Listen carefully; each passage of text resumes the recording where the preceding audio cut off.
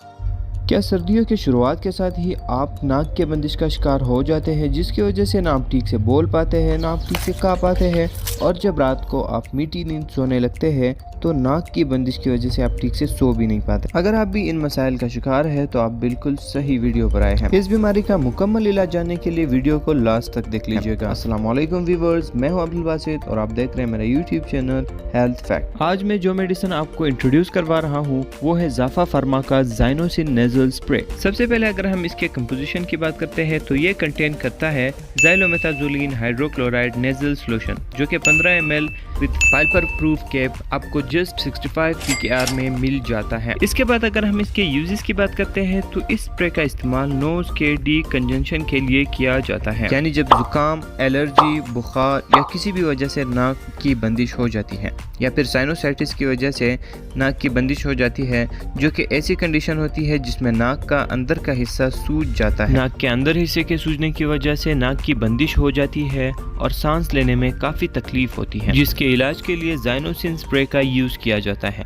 क्योंकि इस स्प्रे की मदद से हमारे ब्लड वेसल्स जो नाक के एरिया में होते हैं नैरो हो जाते हैं, यानी ओपन हो जाते हैं और स्वेलिंग को रिड्यूस कर देते हैं, जिसकी वजह से हमें सांस लेने में आसानी हो जाती है। इसके तरीका इस्तेमाल की अगर हम बात करते हैं तो इसका कैप सबसे पहले ओपन कर लें और इसके बोतल का ऊपर वाला हिस्सा अपने नाक के अंदर इंसर्ट करें और नीचे से बोतल को पुश करके हैवी ब्रीथ लें। ये अमल आप दिन में 2 से 4 दफ़ा अप्लाई करेंगे तो इंशाल्लाह आपकी नाक की बंदिश का मसला मुकम्मल तौर पे हल हो जाएगा। अगर कुछ डॉक्टर ये मेडिसिन आपको सांस की बंदिश के लिए रिकमेंड करे तो आप इसको बिल्कुल भी गलत ना समझना, क्योंकि सांस की बंदिश जो है वो नाक की बंदिश की वजह से ही होती है। जब तक नाक ब्लॉक रहेगी तो सांस की बंदिश का मसला ज़्यादातर रहता है। जब नाक खुल जाती है तो सांस की बंदिश भी रिड्यूस हो जाती है। सबसे आखिर में अगर हम इसके कॉन्ट्राडिक्शन की बात करते हैं तो इसका इस्तेमाल आप सिर्फ मैच्योर लोगों में कराएं, यानी बालिगान में इसका इस्तेमाल कराया जा सकता है, जबकि बच्चों और शीरखोर बच्चों में इसका इस्तेमाल बिल्कुल भी नहीं कराया जा सकता। बच्चों को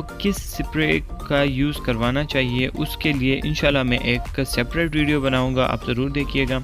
और इसी के साथ मेरी आज की ये वीडियो होती है कंप्लीट। अगर आप मेरे चैनल पर नए हैं तो चैनल को सब्सक्राइब करें, वीडियो को लाइक करें और बेल आइकन को हिट करें और कमेंट्स में हमें अपना फीडबैक ज़रूर दीजिएगा, ये हमारे लिए सबसे ज़्यादा कीमती होता है। इसके अलावा अगर आप मुझसे किसी भी मेडिसिन के मुतालिक जानना चाहते हैं तो मेरे इंस्टाग्राम का लिंक आपको डिस्क्रिप्शन में मिल जाएगा, आप वहाँ से मुझसे कॉन्टैक्ट कर सकते हैं। फिर मिलूँगा आपके साथ एक नई इंटरेस्टिंग और इन्फॉर्मेटिव वीडियो के साथ। फ़िलहाल के लिए मुझे इजाज़त दीजिए। अल्लाह हाफ़िज़।